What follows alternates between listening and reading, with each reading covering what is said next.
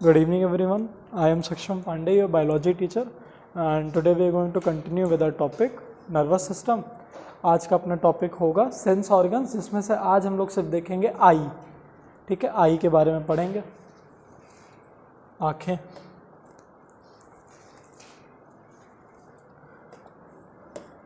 This will be our lecture number 37.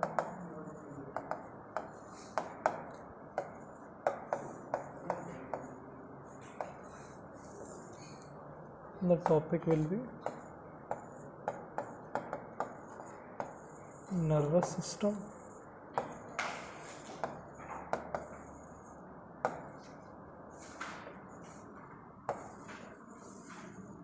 Sense organs.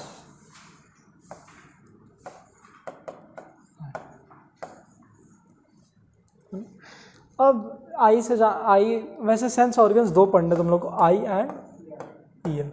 ठीक है, sense organs में sense word आया है, इसका मतलब वो ऑर्गन्स जो तुमको कोई चीज़ सेंस करने में मदद करे. ठीक है, मतलब बेसिकली तुम्हारे रिसेप्टर्स.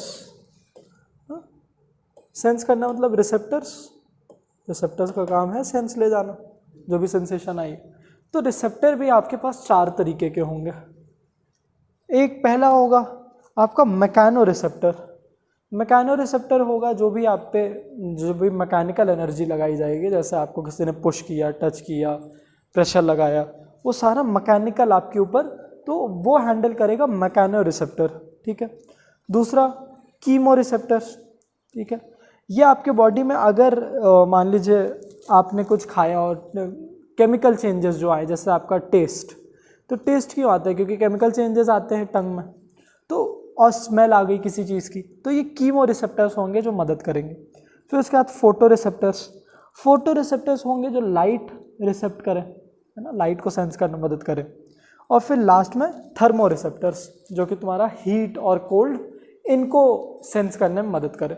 तो चार रिसेप्टर्स हैं तुम्हारे पास, mechano receptor, chemo receptor, photo receptor और थर्मो रिसेप्टर.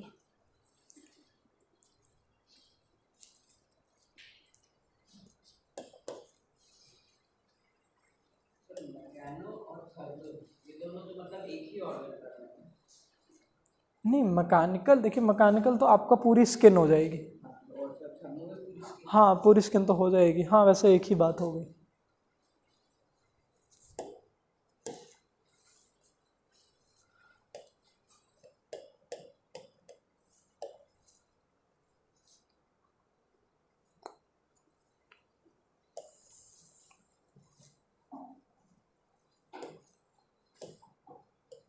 अब देखो, आए सबसे पहले. हाँ, इतनी लेबलिंग है ही आपके में, ऐसे थोड़ी और लेबलिंग, पर इतना पहले समझते हैं फिर और लेते हैं. देखो, आई पहली बात तो फिक्स्ड है आपके सॉकेट में. अंदर आई सॉकेट होता है, उसी को हम लोग कहते हैं ऑर्बिट. ठीक है, दो ठो ऑर्बिट होंगे, आई सॉकेट कह लो.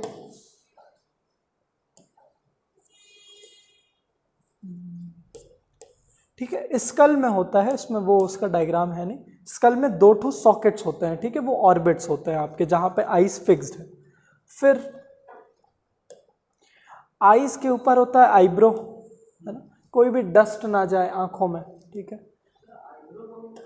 हाँ, कोई भी डस्ट ना जाए, पसीना ना जाए. नहीं, आईलैशेस का भी वही काम है, लेकिन और प्रोटेक्शन देने के लिए ये होती है आईब्रो. हर चीज़ का कुछ ना कुछ काम है ही. डेड सेल्स भी ऐसी जगह आई हैं कि उनका कुछ काम हो. ठीक है, आपका जो बियर्ड आती है उसका भी एक काम है, आपके ये मैकेनिकल शॉक से आपको बचाती है ना. जैसे पहले के जो वॉरियर्स होते थे, उनकी बहुत बड़ी बड़ी बियर्ड होती थी, इस वजह से, क्योंकि ये टेस्ट भी किया गया कि एक पंच एक नॉर्मल आदमी को मारा गया और एक बियर्ड वाले आदमी को, तो हाफ से भी ज़्यादा का डिफरेंस था डैमेज में. जिसका नहीं था उसको बहुत डैमेज पड़ा, बहुत इम्पैक्ट पड़ा, और जिसकी थी उसको बहुत कम डैमेज पड़ा. तो वैसे ही देखो, एक डेड सेल्स भी कितना मदद कर दी, वैसे आईब्रो भी बहुत इम्पैक्ट लाती है. हाँ, पिन्ना बहुत बड़ा काम है इसका. जितनी जैसे तुम्हारी जितनी भी बहुत सारी वेव्स आ रही, उन सबको कलेक्ट करने में मदद करता है ये, है ना, सरफेस एरिया बढ़ा देता है तो और ज़्यादा साउंड वेव्स को पकड़ेगा। नेल्स का भी काम है आपका, जैसे अब आप तो दोनों कैटेगरी में आते हो, है ना, हर्बीवोरस और कार्निवोरस दोनों। तो आप में वैसे कार्निवोरस नहीं बोलेंगे हम लोग, ओमनीवोरस, है ना। तो जो भी ओमनीवोरस होते हैं उनके पास नेल्स होते हैं बड़े बड़े, ताकि वो फ्लैश काट पाए। क्यों नहीं है, ह्यूमंस भी पहले के हंटिंग करते थे, तो अभी तो धीरे धीरे तो लोग हटा ही रहे हैं। ये तो थ्योरी ऑफ एवोल्यूशन है ही, जो चीज़ तुम्हारे काम में नहीं है उसको हटा दी जाएगी, ये तो एवोल्यूशन है।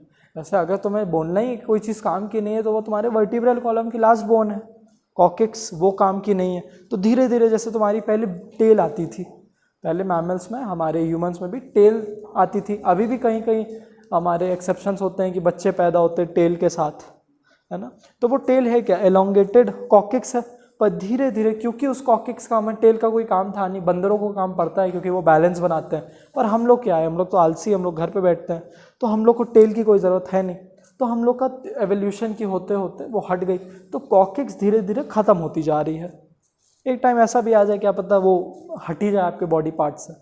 तो जो चीज़ नहीं चाहिए होती है वो धीरे धीरे आपकी हटती ही जाती है। नेल्स हम लोग नहीं रख रहे हैं, क्या पता जेनेटिक कोड ट्रांसफ़र हो जाए, हमारे बच्चों के नेल्स आ ही ना, है ना। तो ये तो जेनेटिक कोड, क्योंकि अभी हम लोग में ऐसा है, पर जेनेटिक कोड तुम लोग चेंज करते जाओ।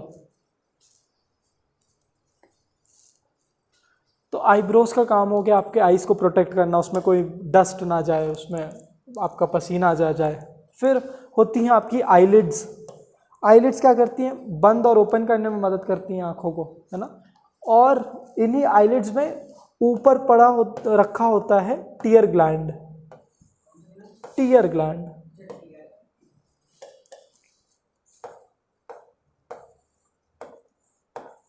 ग्लैंड के नाम से ही पता है इसका काम क्या होगा, टीयर रिलीज करना। और टीयर काफ़ी इंपॉर्टेंट होता है, क्योंकि टीयर सबसे पहली चीज़ तो है, इसकी एक एंटीसेप्टिक प्रॉपर्टी होती है, सेप्टिक प्रॉपर्टी, क्योंकि इसके पास होता है लाइजोसोम्स। लाइजोसोम्स क्या है, ये जर्म्स को किल करने में मदद करते हैं।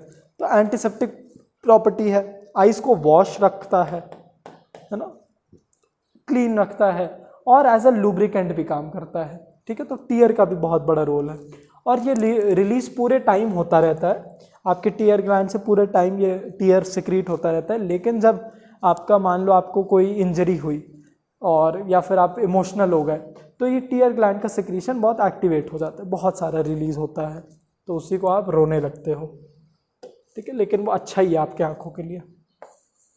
तो इसलिए कोई भी जब आपके आंखों में धूल उल जाती है, आपके आंखों में आंसू आ जाते हैं ना, इसलिए कि वॉश करने के लिए काम आता है। अरे मिटार क्यों रहा, ठीक है, आईलिड समझ में आया, ठीक है। इतना ही है बाहर बाहर की चीज़ें, आईलिड फंक्शन।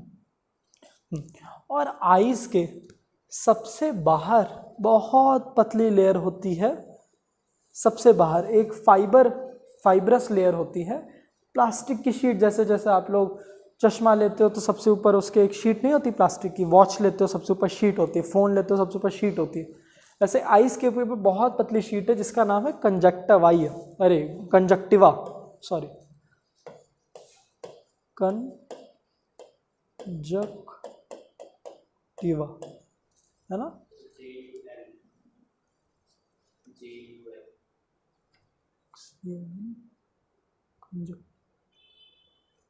कंजक्टिवा,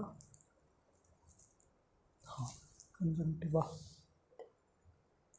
तो ये आई, अब इसका काम भी वही है कि छोटे छोटे डैमेजेस से बचाना आपकी आंखों को, है ना।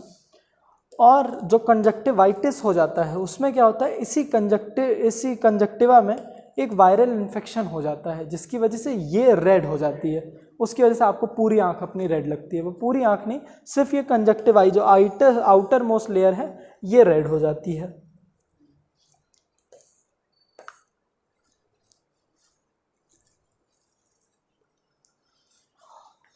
ठीक है, तो ये तो आइस की बाहर की चीज़ हुई।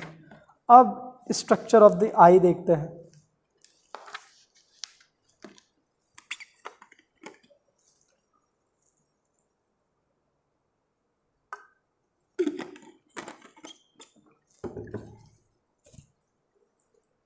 देखो आईज में सबसे आउटर मोस्ट जो आपकी लेयर होती है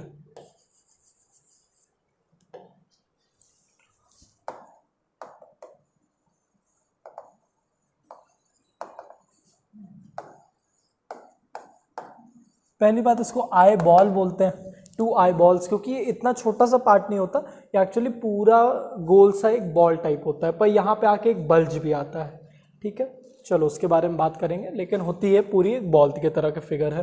तो सबसे आउटर मोस्ट लेयर होता है इसका स्क्लेरा, है ना। देखो ये स्क्लेरा सबसे बाहर का लेयर, इस पे देखें तो इसमें नहीं दिखा, एक और लेवल डायग्राम लेते हैं।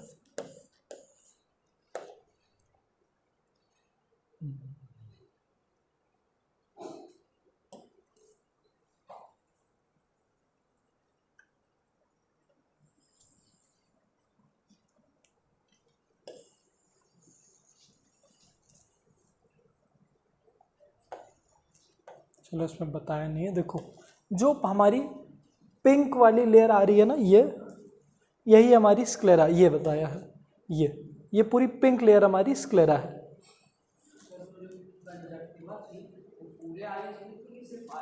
पूरे आइज में है ना, पूरे आइज में। अब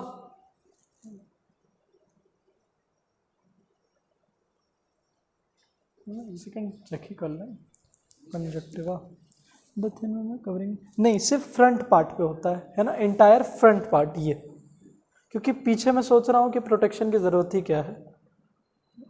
अब स्क्लेरा की बात करें तो स्क्लेरा आउटर मोस्ट होता है और ये कंसिस्ट करता है कॉर्निया को। कॉर्निया होता है जो इस, जैसे आइस क्या है, एक बॉल लाइक फिगर है, तो इसका शेप तो ऐसे आके यहाँ पे बंद हो जाना चाहिए ऐसे, लेकिन ये जो बल्ज आया है यही है कॉर्निया। ठीक है, हाँ वो कॉर्निया है। ये बल्ज का भी बहुत बड़ा काम है, रिफ्रैक्शन में मदद करता है ये, हम लोग आगे देखेंगे, है ना।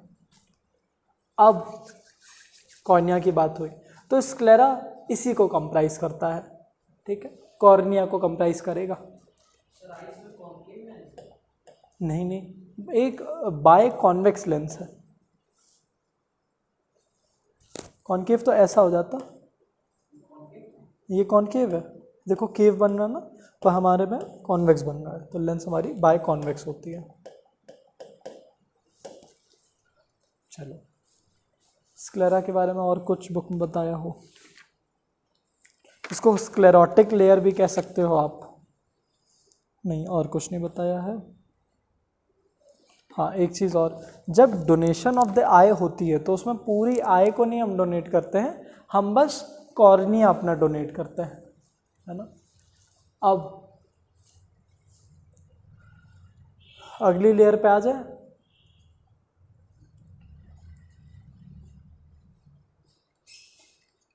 और कुछ वैसे बताने लायक स्क्लेरा में है नहीं। स्क्लेरा का काम समझ में आ रहा होगा, लाइट को रिसीव करना, है ना, आउटर मोस्ट लेयर है, आइस को रिसीव करना, प्लस क्योंकि आउटर मोस्ट है तो इतनी रिचली सप्लाइड विद ब्लड नहीं है ना, ब्लड का उतना रिच सप्लाई नहीं है, प्लस ये प्रोटेक्शन में भी मदद करती है।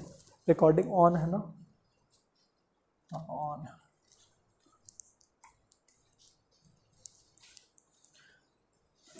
फिर अगली लेयर कोरॉइड लेयर, इस पे लिख दे रहा हूँ, इसमें सिर्फ आया है कॉर्निया। कॉर्निया क्या है, जो बल्ज पार्ट है ना, बल्ज्ड, बल्जिंग पार्ट। फिर सेकंड एक लेयर अंदर घुसे तो आ जाती है हमारी कोरॉइड लेयर।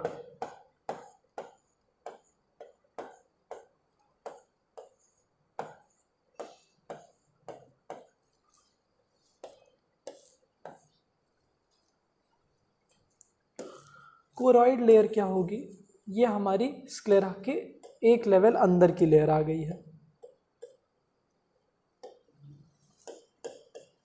ना, मतलब कि हमारी ये वाली लेयर,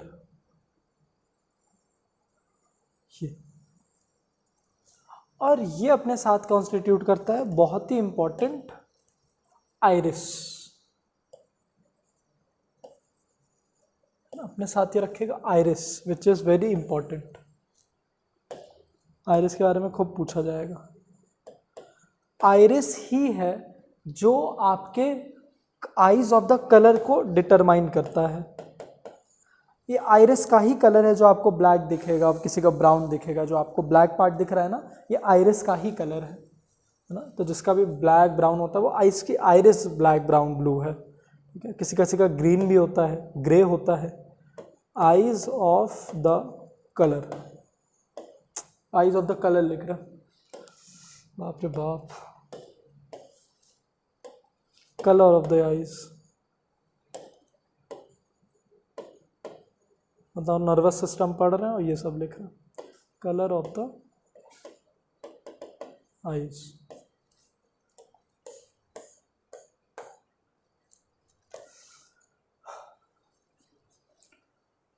और एक और बड़ी बात, देखो आइरिस क्या करता है, अगर तुम लोग ध्यान दो तो ये लाइट जो एंटर करेगी वो एंटर करेगी यहाँ से, ये जो गैप बच रहा है इसको प्यूपिल कहते हैं, इस पे आएंगे। तो ये जो गैप है इसका बड़ा होना या छोटा होना हाथ में है आइरिस के, है ना। आइरिस अगर कॉन्ट्रैक्ट कर गई, छोटी हो गई, तो ये गैप बड़ा हो गया तो ज़्यादा लाइट्स आएंगी, और अगर ये एकदम छोटी हो गई, एक्सपैंड कर गई, तो ये जो गैप है ये काफ़ी छोटा हो जाएगा। मतलब अगर आइरिस बड़ी हो गई तो ये गैप छोटा हो जाएगा, तो कम लाइट आ पाएगी। अब ये होता क्या है, जैसे रात में जब लाइट बहुत कम होती है तो आपकी आइरिस एकदम डायलेट कर जाती है, ठीक है। आइरिस नहीं, प्यूपिल डायलेट कर जाती है, मतलब आइरिस छोटी हो जाती है ना। प्यूपिल इसी गैप को कहते हैं, है ना, इसी से लाइट जाएगी। तो प्यूपिल डायलेट कर जाती है रात में, है ना, मगर जब रोशनी होती है तो ये कॉन्ट्रैक्ट कर जाती है प्यूपिल, मतलब आइरिस बड़ी हो जाती है। तो आप अगर टॉर्च भी मारो तो आपको दिखेगा आई छोटी और बड़ी होती हुई, है ना। ये एक्सपेरिमेंट करा भी जाता है और ये चेक भी किया जाता है। जैसे तुम चेक भी कर सकते हो तुम्हारा नर्वस सिस्टम अच्छे से काम कर रहा है कि नहीं। पेशेंट को आप देखते होगे, टॉर्च मारा जाता है उसकी आंखों में, अगर उसकी प्यूपिल डायलेट और कॉन्ट्रैक्ट कर रही हैं, इसका मतलब उसके नर्वस सिस्टम में मैसेजेस जा रहे हैं। हाँ, तो इसका रीज़न समझ में आ रहा है, क्योंकि अगर कॉन्ट्रैक्ट और ये कर रही है मतलब नर्वस सिस्टम काम कर रहा है, ये मैसेज लेके जा रहे नहीं। जिंदा तो आप नस वो चेक करके भी कर सकते हो, ये चेक करने के लिए नर्वस सिस्टम एक्टिवेटेड है कि नहीं। ब्रेन में तो कोई डैमेज नहीं है, क्योंकि ब्रेन का डैमेज जानना बहुत मुश्किल होता है। हाँ, ब्रेन का कि बेहोश है, कोमा में तो नहीं है। तो बेहोशी में क्या होता है, बस इंसान का सेरिबेलम उतने अच्छे से काम नहीं करता, उतना अच्छा कोऑर्डिनेशन नहीं होता है। लेकिन ये सब काम उनका थोड़ी ना है, ये सब काम तो मेड्यूला का है और सेरिब्रम का है, ठीक है। तो वो सब चेक करने के लिए कि ये सब पार्ट एक्टिवेटेड है कि नहीं, ये चेक कर लिया जाता है। कि अगर ये प्यूपिल हमारी डायलेट और कॉन्ट्रैक्ट कर रही है तो इसका मतलब है उसका नर्वस सिस्टम काम कर रहा है। और जहाँ उसकी ये मतलब इतनी लाइट डालने के बाद भी टॉर्च डालें और ये नहीं हुआ तो मतलब कोमा में है पेशेंट। जैसे मुन्ना भाई MBBS में भी था ना, वो जो सब्जेक्ट था उस पर आइज़, जब उसकी आइज़ पे लाइट मारते थे तो उसकी आइज़ में कोई रिस्पॉन्स नहीं होता था।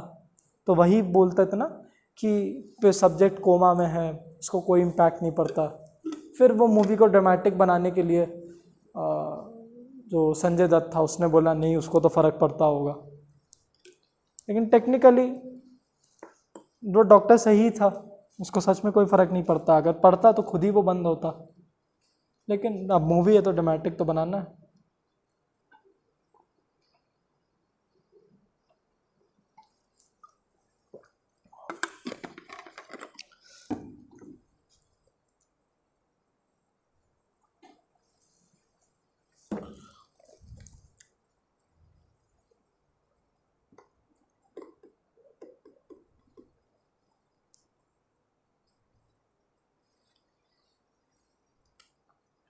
आइरिस का काम समझ में आया, बहुत बड़ा काम है। हाँ, गेट ही मान लो, बहुत बढ़िया, गेट मान लो, रहने दो। अच्छा उठाइए।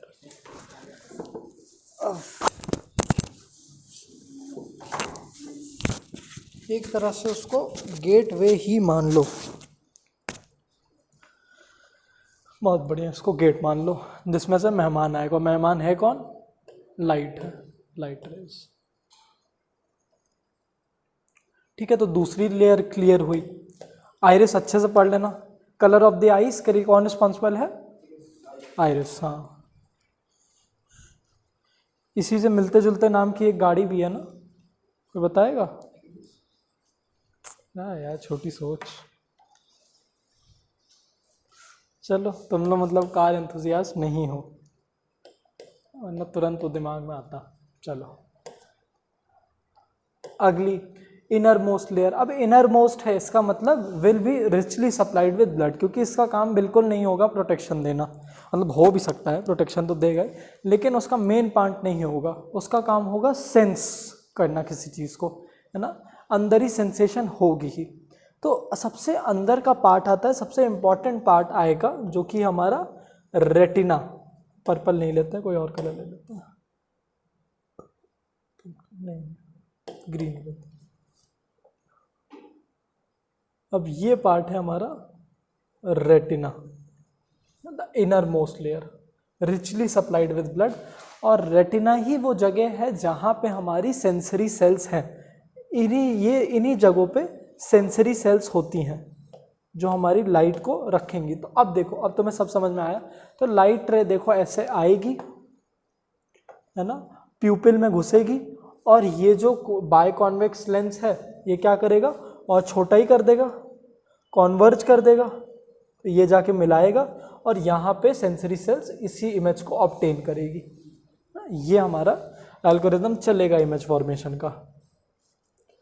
और रेटिना ये आउटर मोस्ट में आएगी। अब रेटिना में भी दो तरीके की सेंसरी सेल्स होती हैं। ये देखो, ये रेटिना आया, ये रेटिना, ग्रे वाला जो पार्ट है ना, ग्रे वाला part, that is our retina. ये वाला पार्ट ग्रे है ना, ये वाला पार्ट।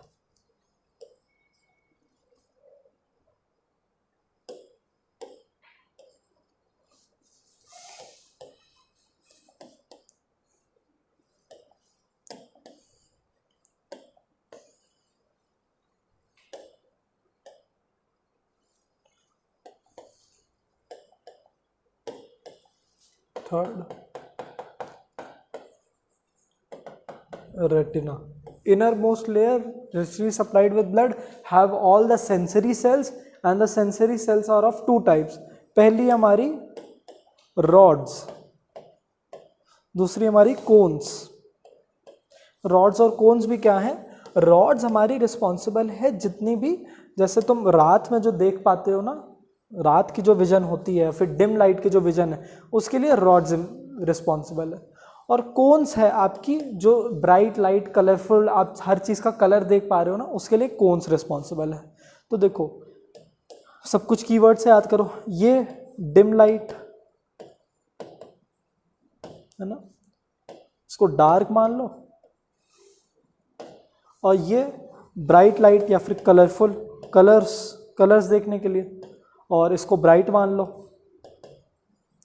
अब होता भी क्या है, रॉड्स सिक्रीट करते हैं अ केमिकल कॉल्ड रोडोप्सिन। अच्छा, एक टाइम पे एक ही केमिकल बहुत एक्टिवेटेड होता है, या तो रॉड्स बहुत अच्छे से फंक्शन करेंगे, मतलब ये जो सिक्रीट करेंगे वो बहुत अच्छे से रहेगा, या तो ये जो सिक्रीट करेगा वो बहुत अच्छे से। तो रॉड्स सिक्रीट करते हैं रोडोप्सिन, और कौन सिक्रीट करते हैं? आयोडोप्सिन, है ना। अब दोनों का काम क्या है? रोडोप्सिन मदद करता है हमारी डिम लाइट को आइडेंटिफाई करने के लिए, मतलब रात में देखने के लिए, और आयोडोप्सिन होता है जब आपकी ब्राइट लाइट, अभी जैसे अभी बहुत ब्राइट लाइट है तो बहुत सारे कलर्स देखने मिल रहे हैं ना, तो हमें आयोडोप्सिन इस चीज़ में मदद कर रहा है। लेकिन अगर मैं अचानक से बंद कर दूं तो होगा क्या? आयोडोप्सिन हटता जाएगा और रोडोप्सिन ढेर सारा फैल जाएगा। तो इसीलिए जब मैं अचानक से लाइट जब चलाता हूँ, जैसे तुम किसी अंधेरे कमरे में गए और अचानक से लाइट जला दी, तो लाइट तो तुरंत जल गई, लेकिन तुम्हें कुछ टाइम बाद दिखता है वैसा, हाँ, 1 सेकेंड 2 सेकेंड का थोड़ा सा पॉज आता है। या फिर तुम ऐसे मान लो कि तुम अभी यहाँ से निकलोगे कोचिंग के बाहर, बाहर अंधेरा दिखेगा रोड पे, तो थोड़ा सा डिम, लेकिन उसी अंधेरे में तुम चलते रहोगे, फिर तुम्हें अच्छी विजन दिखने लगेगी। तो उनमें है क्या रिस्पॉन्सिबल? आयोडोप्सिन। इन सब के सिक्रीशन में 1-2 सेकेंड का टाइम होता है, ये कैंसिल ऑफ होता है। जैसे मान लो हम लोग अंधेरे कमरे में थे, तो ये बहुत सारा है, ये बिल्कुल नहीं, हम लोग लाइट जला दिए तो ये हटने लगा और आयोडोप्सिन रिलीज होने लगा, ये ढेर सारा रिलीज हो गया तो अच्छे से देख पाओगे। ये रीजनिंग में बहुत आता है ये चीज़ कि 1-2 सेकेंड का गैप क्यों है, तो यही रीज़न है।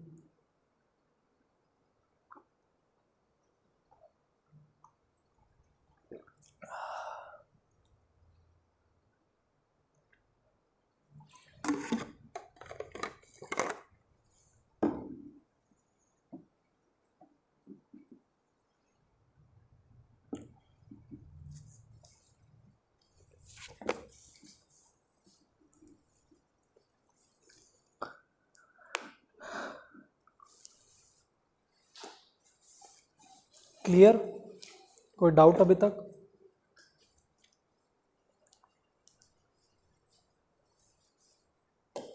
आइरिस और रेटिना बहुत इंपॉर्टेंट है। अब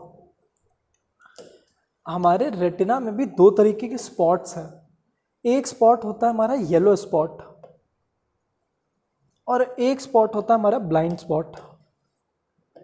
ब्लाइंड स्पॉट असल में होता है क्या, येलो स्पॉट वो जगह है जहाँ पे maximum number of sensory sales है, मतलब यहाँ पे इमेज बेस्ट मिलेगी। जैसे अगर कोई लाइट रे आई और वो फॉल कर गई है येलो स्पॉट पे, तो you will get a very good image.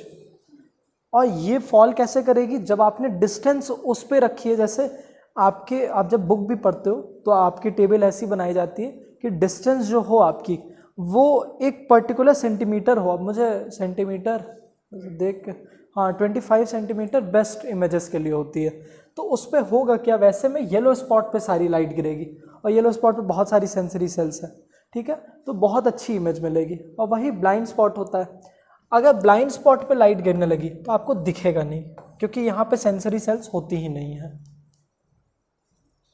ना, बहुत कम ही फॉल करती हैं यहाँ पे। लेकिन जैसे बहुत दूर कोई लाइट आ गई तो वो ब्लाइंड स्पॉट पे फॉल करती है बहुत दूर से, इसीलिए बहुत दूर की चीज़ तुम्हें दिखना बंद हो जाती है।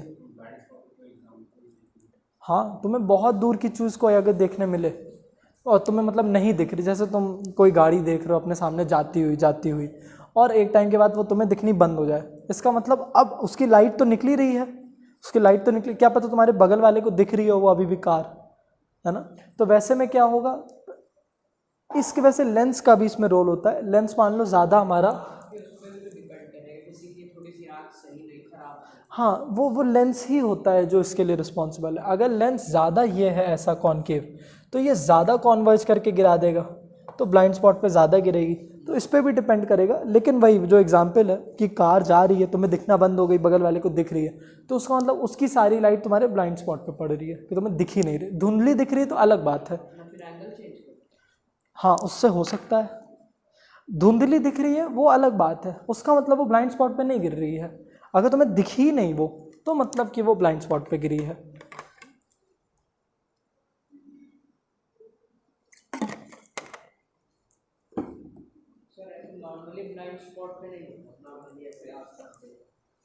यही है, देखो ये बोल रहा ना मैक्यूला, यही है ये अपना येलो स्पॉट है। ये समझ में आया, इस पर थोड़ा आगे बना दिया।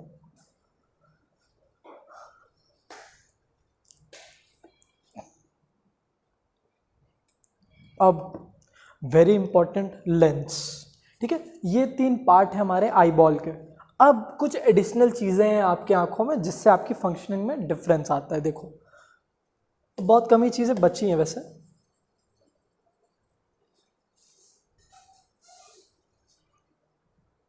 जो हमारी कोरॉइड होती है ना, सेकेंड लेयर, उनमें सीलियरी मसल्स भी होती हैं। जैसे कोरॉइड लेयर ये थी, वाइट लेयर, उन्हीं में प्रेजेंट होती हैं द सीलियरी मसल्स ये, और ये हमारी कंट्रोल करती हैं द इनको कहते हैं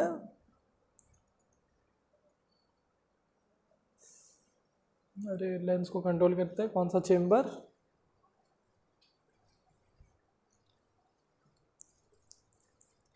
ढूंढना पड़ेगा। हाँ, सस्पेंसरी लिगामेंट।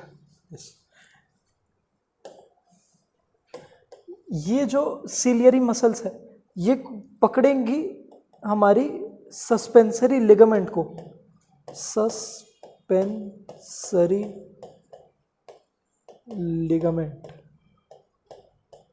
अब सस्पेंसरी लिगामेंट क्या करेगा, ये तीसरी चीज को पकड़ेगा जो कि हमारा लेंस। सस्पेंसरी लिगामेंट हमारे लेंस को छोटा बड़ा करने में मदद करता है, मतलब छोटा बड़ा तो नहीं, एक्चुअली इसको फ्लैट और बल्जिंग बनाने में। अगर देखो फ्लैट है लेंस तो इसका मतलब इसका फोकस बहुत दूर है, तो जो लाइट रेज आएंगी वो थोड़ा दूर फॉल करेंगी, है ना। ये तो थोड़ा फिजिक्स आया। और अगर ये कॉन्वेक्स लेंस बहुत ही बल्ज्ड है तो इसका फोकस थोड़ा पास में होगा, तो इस लाइट रेज आएंगी और यहाँ पे फॉल करेंगी, है ना। तो ये लेंस को भी छोटा बड़ा किया जाता है in order to see things. और ये धीरे धीरे टाइम के साथ और पर्सन टू पर्सन डिपेंड भी करता है, जैसे जैसे उसकी हैबिट हो। जैसे अगर वो मॉनिटर के सामने बहुत बैठता है तो उसकी पास की नज़र धीरे धीरे कमज़ोर होती रहेगी। तो अब इस लेंस से क्या होता है, आपके जो मतलब आपके दिन भर मॉनिटर पे बैठने से या फ़ोन चलाने से, ठीक है, उनसे डिफरेंस क्या आता है कि आपका जो लेंस का स्ट्रक्चर है वो बदलने लगता है ना। आपके सस्पेंसरी लिगामेंट या तो ये फ्लैट होता जाएगा और या तो ज़्यादा कॉन्वेक्स होता जाएगा, दोनों में ही दिक्कत है। और दिक्कत आएगी कैसे वो आगे डिस्कस करेंगे, ठीक है। आएगी क्यों ये समझ में आ गया, है ना। फोकस का पोजीशनिंग आगे पीछे हो जाएगी। देखो हमको हमेशा लाइट को गिराना है कहाँ तक, येलो स्पॉट तो आइडियल है, कहाँ गिरा दे काम चल जाएगा, रेटिना पे कहीं भी, रेटिना पे कहीं भी, ठीक है। येलो स्पॉट तो बेस्ट है। और इस पे गिराने के लिए इसका कुछ फोकस यहीं पे होना चाहिए, उसके लिए इसको एक पर्टिकुलर लेंथ का होना चाहिए। या तो हम ऑब्जेक्ट को आगे पीछे कर दें, वो हमारे हाथ में होगा नहीं, है ना। हमारे आंखों में तो जैसे अगर मुझे ये स्पीकर पे क्या लिखा है मुझे अच्छे से नहीं दिखा, अगर तो मैं पास जाऊंगा या तो उसको पास लाऊंगा, है ना। कोई बोलूँ किसी को लेके आओ, मगर ये सब प्रैक्टिकल तो है नहीं। प्रैक्टिकली तो आपकी आंखें ही कैपेबल होनी चाहिए देखने की। तो उसके लिए क्या होना चाहिए, ये जो डिस्टेंस है, मतलब ऑब्जेक्ट तो यहीं पे रहेगा सबके लिए, इसी का अच्छा एक कर्वेचर होना चाहिए कि इसकी लाइट रेज आई। अब देखो जिसकी भी डिस्टेंस नहीं पता होती उसको हम लोग पैरेलल मान लेते हैं कि पैरेलल रेज आई हैं और ये जाके यहाँ पे गिर गई, है ना। या फिर अगर ऑब्जेक्ट मान लो यहाँ पे है तो यहाँ से पैरेलल रेज आई और इसने इसको यहाँ पे गिरा दिया, मतलब यहाँ पे गिरनी चाहिए। लेकिन अगर इन केस इन्हीं दोनों ऑब्जेक्ट से, अभी तो आइडियल कंडीशन है कि लेंस बहुत अच्छा है तुम्हारे आंखों का, लेकिन अगर तुम्हारा लेंस बहुत ही फ्लैट हो गया तो उससे क्या होने वाला है, अब तुम्हारा, हाँ फ्लैट हो गया। फ्लैट होने के लिए जो सस्पेंसरी लिगामेंट है इसको खींच देंगी, है ना। तुम्हारा जैसे जब तुम मॉनिटर पे बहुत बैठते हो तो होता क्या है, सस्पेंसरी लिगामेंट स्ट्रेच करती जाती है उसी को, तो इसीलिए तुम्हें मायोपिया या हाइपरमेट्रोपिया होगा, देखने में दिक्कत होगी, या तो वो तुम्हारी दूर की नज़र खराब होगी या तो पास की नज़र। हाँ वो हम सब लोग उस पर आएंगे, लेकिन पहले समझ तो लें अच्छे से, फिर पहले प्रॉब्लम अच्छे से समझ लें फिर सोल्यूशन देखेंगे। अब देखो अगर लेंस हमारा फ्लैट हो गया, सस्पेंसरी लिगामेंट ने खींच दिया, तो होगा क्या, इसका फोकस बहुत पीछे चला गया है, अब यहाँ पे आ गया फोकस, तो सारी लाइट रे आएंगी और यहाँ पे गिर जाएंगी, रेटिना पे कुछ फॉल ही नहीं की, तो धुंधली इमेज मिलने लगी, है ना। क्या पता थोड़ी थोड़ी फॉल की, लेकिन मैक्सिमम यहाँ पे, और यहाँ पे तो बन ही नहीं सकती, वो तो दिखाने के लिए कि हाँ बनेगी तो वहाँ पे, लेकिन एक्चुअली इनका इंटरसेक्शन हुआ ही नहीं वहाँ तक, तो धुंधली। या तो ये बहुत ही ज़्यादा बल्जी हो गई, कर्वेचर इसका बहुत बढ़ गया, तो फोकस यहाँ तक आ गया इसका, तो लाइट रे आएंगी, अब पहले यहाँ पे मीट कर जाएंगी, मीट यहाँ पे करना है। तो दोनों कामों के लिए लेंसेज अलग से यूज़ किए जाते हैं कि भैया अब ये तो ख़राब हो गया, इसको नहीं बदल सकते, तो तुम एक लेंस आंखों के सामने लगा लो जो तुम्हारा फोकस को, हाँ फोकस को तुम्हारा यहाँ से यहाँ लेते आए या यहाँ से यहाँ लेता है। अब या तो हम एक कॉन्वेक्स लेंस यूज़ करेंगे या कॉनकेव, वो आगे देखेंगे हम लोग, ठीक है। नहीं, आँख नहीं ठीक हो सकती है फिर, एक्चुअली हो भी जाती है। जैसे प्राइमरी स्टेज पे अगर तुम्हारी आँख खराब है, तुम्हारी आँखों के लेंस, तो बोलते हैं तुरंत चश्मा लगाओ, क्या पता 1 महीने में तुम्हारी आँख ठीक हो जाए। तो होता क्या है, इस लेंस के लगाने की वजह से आपका फोकस थोड़ा सा पास आने लगता है, उसकी वजह से इस लेंस पे दबाव आना बंद होता है, तो ये अपनी नॉर्मल पोजीशन पे वापस आ जाता है। लेकिन जो ओल्ड एज के पीपल हो जाते हैं उनका ये नहीं ठीक होगा, उनको चश्मा लगाना ही पड़ेगा। या फिर जिसके आँखों का पावर बहुत बढ़ गया है, जिसकी आंखें बहुत ही ख़राब हो गई हैं, उसका फिर चश्मा ही एक है कि आप चश्मों का पावर बढ़ाते जाओ।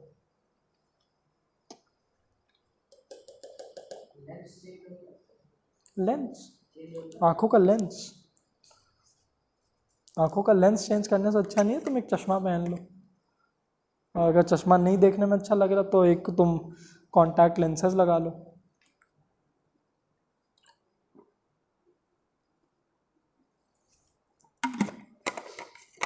तुम्हें क्या दिक्कत, तुम्हें तो नहीं लगा चश्मा, लग जाएगा क्या?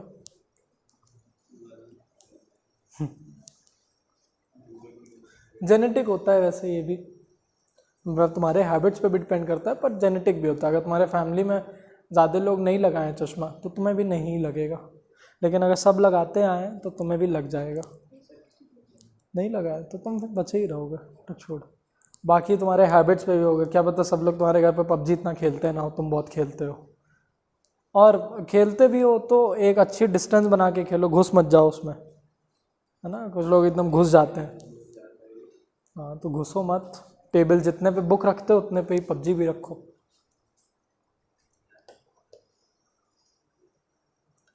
चलो अब कुछ बचा नहीं है इस पर, ये आपके कोर्स में है नहीं। अब चेम्बर्स बचे हैं, हाँ हाँ, अब 2 चेम्बर्स भी हैं आपके में। एक है हमारा एक्वस चेम्बर, हाँ ओके।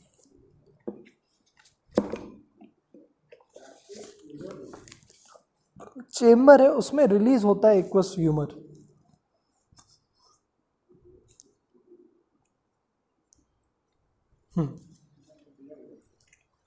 जो एक्वस चेम्बर होता है ये आपका फ्रंट साइड है आई के, नहीं सब हटा दे रहा।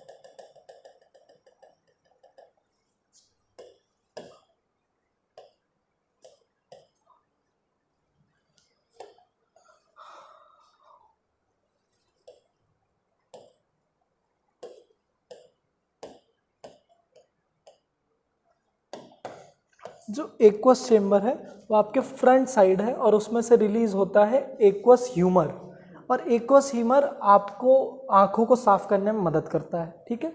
लिक्विड नहीं, नॉट एग्जैक्टली टीयर, टीयर तो टीयर ग्लैंड से रिलीज हो पाएगा, मतलब एक वाटरी लिक्विड होता है जो आंखों को साफ करने में मदद करता है, ठीक है। एक्वस ह्यूमर होता है वो। और दूसरा चेम्बर होता है विट्रस ह्यूमर, वो पीछे साइड होता है आंखों का, है ना, पीछे साइड प्रेजेंट होगा यहाँ पे, और ये रिलीज करता है विट्रस ह्यूमर। ये एक जेली लाइक लिक्विड होता है जो पीछे सारे ऑर्गन्स को, मतलब जितने ज़्यादा पीछे के पार्ट्स हैं आईज के, उसको प्रॉपरली फंक्शन करने में मदद करे, ठीक है। तो एक्वस चेम्बर आगे, इसमें से एक्वस ह्यूमर रिलीज होगा। विट्रस चेम्बर पीछे आई बॉल के, इसमें से विट्रस ह्यूमर रिलीज होगा। हाँ कब, ये पूरे टाइम रिलीज होते हैं, आंखों को भी पूरे टाइम साफ किया जाता है। और ये जेली लाइक लिक्विड है, इसका एक काम होता है कि ये आई बॉल का शेप मेंटेन करने में मदद करता है। तो शेप तो पूरे टाइम हमें मेंटेन रखना है, तो पूरे टाइम ये रिलीज होता रहता है। और प्रोटेक्शन भी करता है रेटिना की, क्योंकि रेटिना ही पीछे है, और उसकी नर्व्स की भी।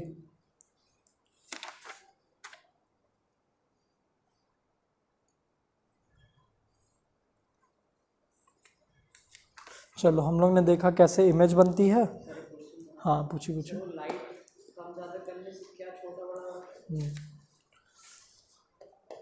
देखो लाइट अगर मैंने डाली, मान लो टॉर्च लेते आया, तो होगा क्या, ये प्यूपिल, अच्छा प्यूपिल मैंने अच्छे से नहीं बताया। देखो ये प्यूपिल, ये जो जगह बच गई ना, यही हमारा प्यूपिल, यहीं से लाइट घुसेगी। तो लाइट जब इतनी ज़्यादा आ रही है तो ये प्यूपिल छोटी कर ली जाएगी। प्यूपिल छोटी करने का मतलब आइरिस बड़ी हो जाएगी और प्यूपिल छोटा हो जाएगा, तो थोड़ी सी लाइट जाएगी अंदर, है ना। ज़्यादा लाइट नहीं जा सकती, क्यों? क्योंकि सेंसरी सेल्स डैमेज हो जाएंगी, बोलते हैं ना सन को देर तक मत देखो अंधे हो जाओगे। अंधे नहीं हो जाओगे, तुम्हारे आँखों की सेंसरी सेल्स खराब होते जाएंगी, डिप्लीट होते जाएंगी। और क्योंकि जब आप इतना ब्राइट कलर देखोगे तो ढेर सारा क्या रिलीज होगा, आयोडॉप्सिन की रॉडॉप्सिन, आयोडॉप्सिन, ठीक है। उतना ज़्यादा रिलीज होने की वजह से आप देखोगे, हाँ, तो आपको फिर थोड़ा सा कम लाइट, जो डिम लाइट है आपके घर की, वो दिखना बंद हो जाएगी, फिर आपको बहुत ब्राइट लाइट ही दिखेगी। फिर सब कुछ ब्लैक दिखता है ना।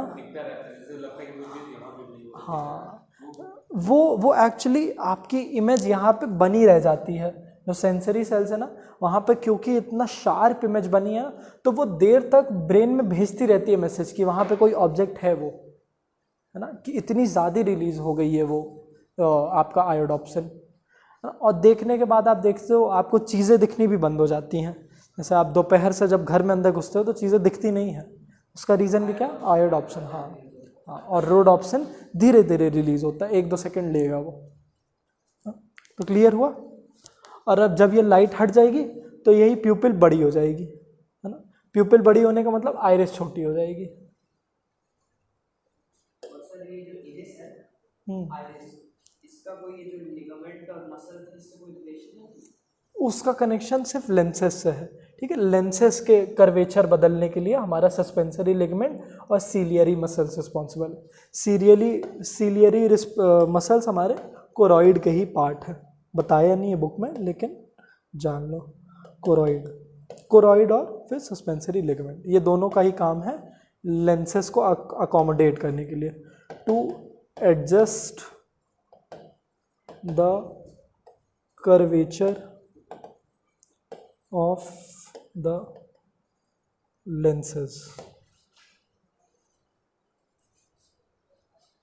ये लिख लो, ये एक्स्ट्रा इंफॉर्मेशन।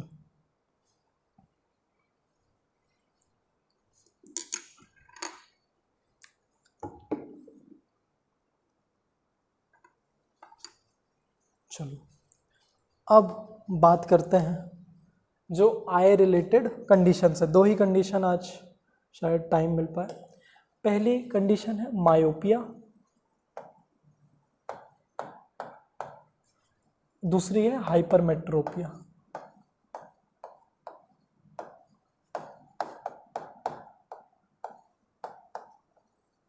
देखो मायोपिया में क्या होता है, मायोपिया होती है शॉर्ट आई साइटेडनेस, शॉर्ट आई साइटेडनेस,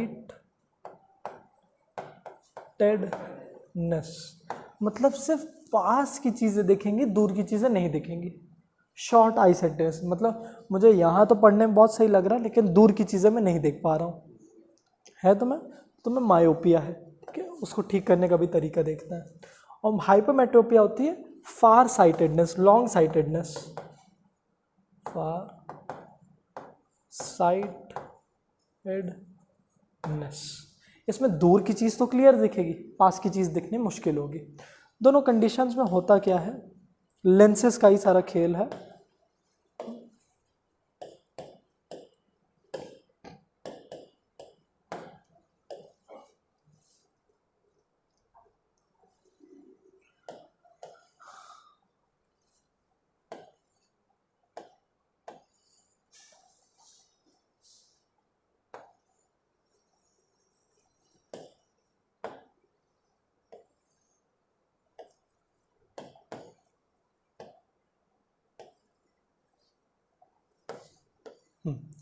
देखो इसमें होगा क्या कि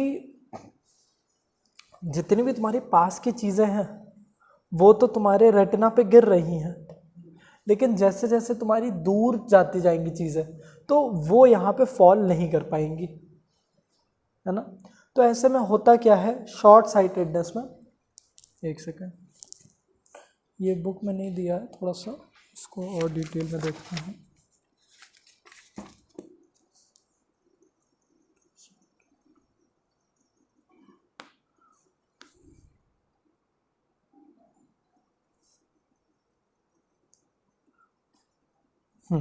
इसमें जो तुम्हारा लेंस होता है वो बहुत ज़्यादा कर्व्ड होता है। अब कर्व्ड होने का मतलब क्या, तुम्हारा फोकस बहुत आगे शिफ्ट हो गया है, हो गया कि नहीं। और इस फोकस को अब हमें पीछे फेंकना है। पीछे फेंकने के मतलब मुझे डाइवर्ज करना है लाइट को, तभी ये कॉन्वर्ज करके पीछे फेंकेगा। तो उसके लिए हम यूज़ करते हैं बाय कॉन्केव लेंस। तो बाय कॉन्केव लेंस क्या करेगा, लाइट को लाएगा, दूर फेंकेगा और ये फिर उसको अपनी पोजीशन पे फेंकेगा। तो मायोपिया के रीजंस क्या है, आपका जो लेंस है टू कर्व्ड हो जाता है। इसका रीज़न है लेंस इज टू कर्व्ड, जो मेन रीज़न है। ठीक है, लेंस इज टू कर्व्ड। इसका सोल्यूशन क्या है, use a biconcave lens, है ना। और इसकी पावर दिखाते हैं हम लोग नेगेटिव से। बाय कॉन्केव लेंस की हम लोग पावर दिखाते हैं नेगेटिव से। उसके पीछे फिर हमारा लेंस फॉर्मूला आ जाएगा, इसको नेगेटिव से क्यों दिखाते हैं, इसकी पावर। ठीक है, रीज़न समझ में आ रहे होंगे ना, तुम लोग तो लाइट पढ़े हो। ठीक है, क्यों हम लोग ये बाय कॉन्केव यूज़ कर रहे हैं। और देखो इसमें बताएगा मायोपिया में, देखो लेंस बहुत ज़्यादा कर्व्ड है ना, इसके कंपैरिजन में देखो लेंस काफ़ी कर्व्ड है। तो लाइट यहाँ पे फॉल कर जा रही है, तो पास की चीज़ें तो चलो दिख जा रही हैं, दूर की चीज़ें नहीं दिख पा रही, आगे फॉल कर रही है। तो हम लोग ने क्या यूज़ किया, एक इसने क्या किया, ये इसने इसका सोल्यूशन इसने यहाँ पे बताया है, इसका सोल्यूशन यहाँ बताया है।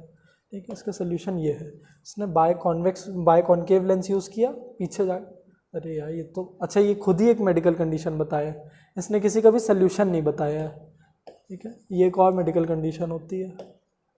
तो हम लोग करेंगे क्या, ये यूज़ कर लेंगे, जिसकी मदद से ये इमेज फिर यहाँ पे फॉर्म होगी। और हाइपरमेट्रोपिया में क्या होगा, हाइपरमेट्रोपिया में जो लेंस होगा बहुत फ्लैट हो जाएगा, जिसकी वजह से तुम्हारा फोकस बहुत पीछे चला गया, है ना।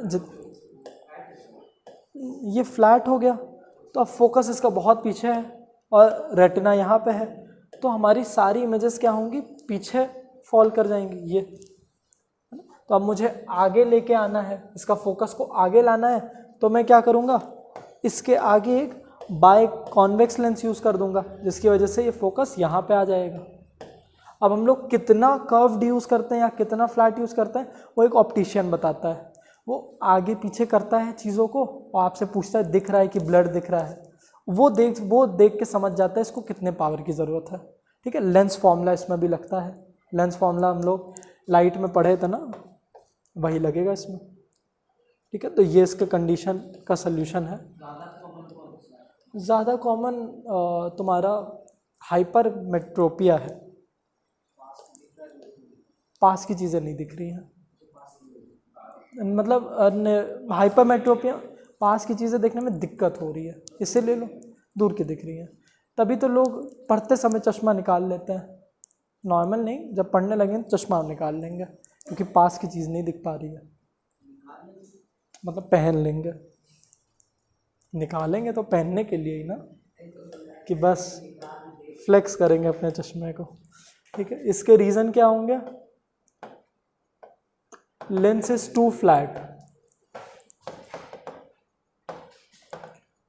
इसका सोल्यूशन क्या होगा, हाँ use a biconvex lens.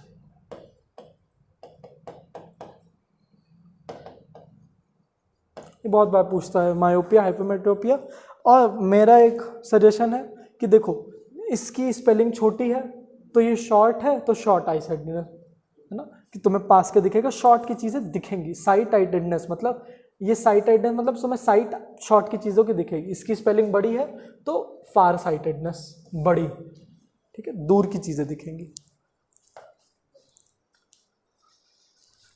ठीक है, ये हुआ।